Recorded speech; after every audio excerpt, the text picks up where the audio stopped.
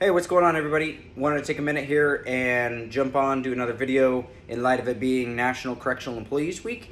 For those of you who don't know, the first full week in May is National Correctional Employees Week, and we just celebrate and honor those who are in the corrections profession, in the industry.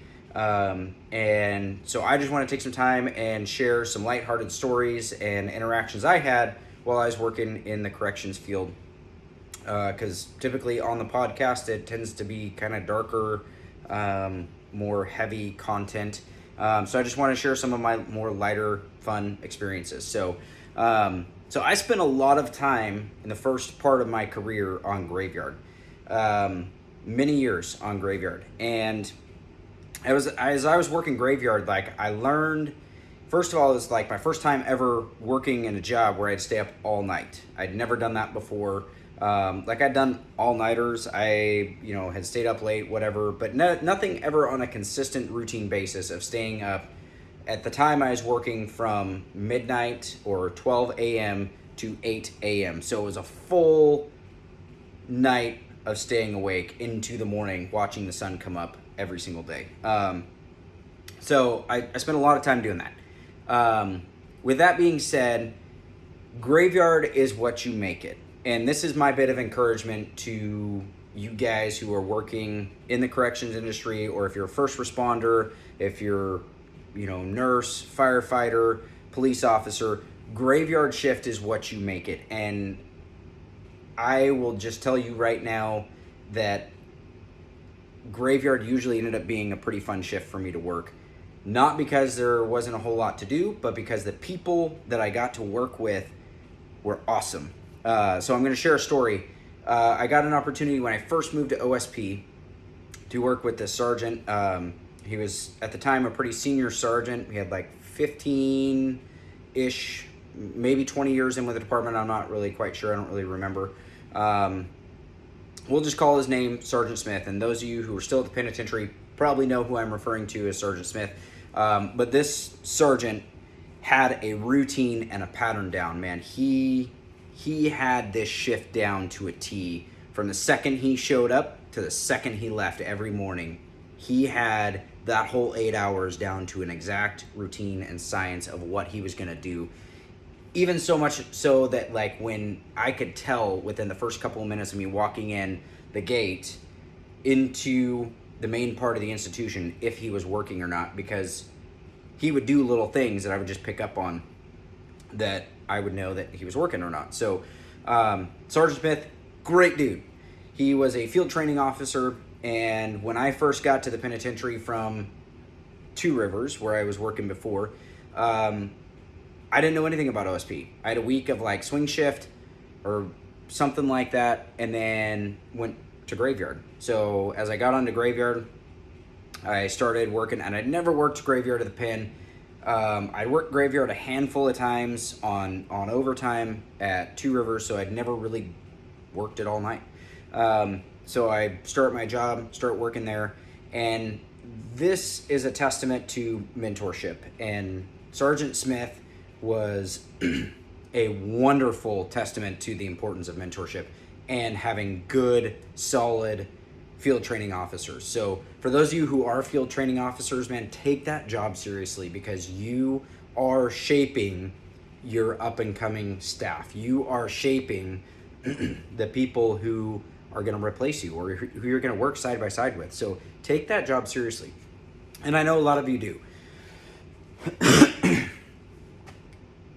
So Sergeant Smith, he would do things that I could visibly see throughout the night that would let me know he was there. One of the things he would do is he would take the phone that, yes, still had a cord on it that was connected to the wall, and he would take it and he would turn it upside down, so that way the cord would go up and around. He would do things like change the chow rotation at a certain time.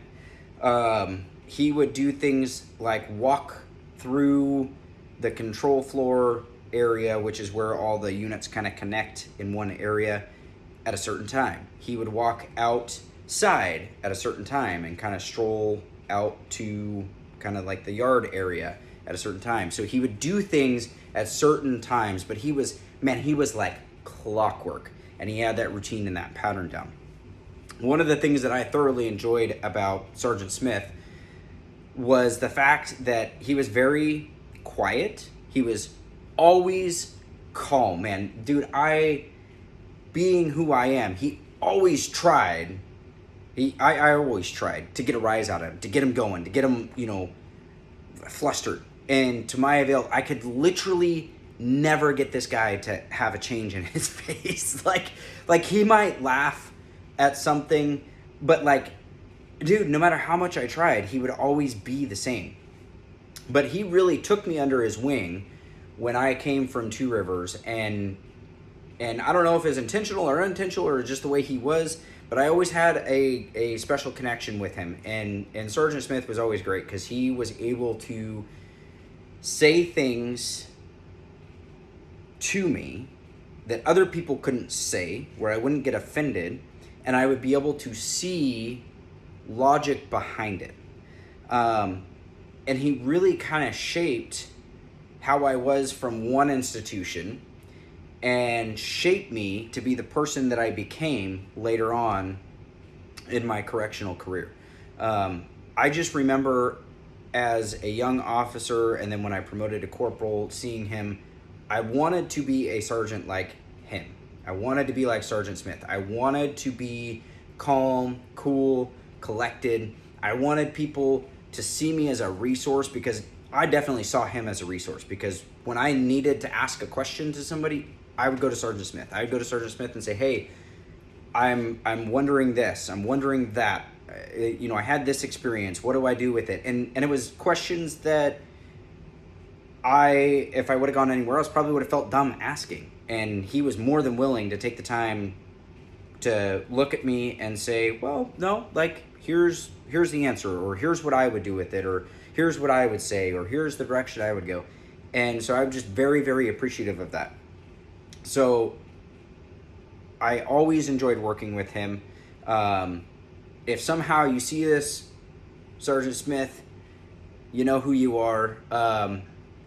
I apologize for all the practical jokes that I played on you, because I know I played a lot of practical jokes and pranks and ran my mouth a lot to you, and you never changed. So I hope it was all playful banter and you see it that way. But I do really appreciate you and what you've done, and I watched him take over the trainee program and really took the trainee program seriously. And as an FTO, he was always squared away, had everything lined out, knew where every trainee was going, knew what they were doing, knew where they were going to go, and he was just a great resource. So as we're continuing in National Correctional Employees Week, I just want to reiterate the importance of mentorship, the importance of being a valuable resource and asset to those newcomers, and not just giving them the cold shoulder.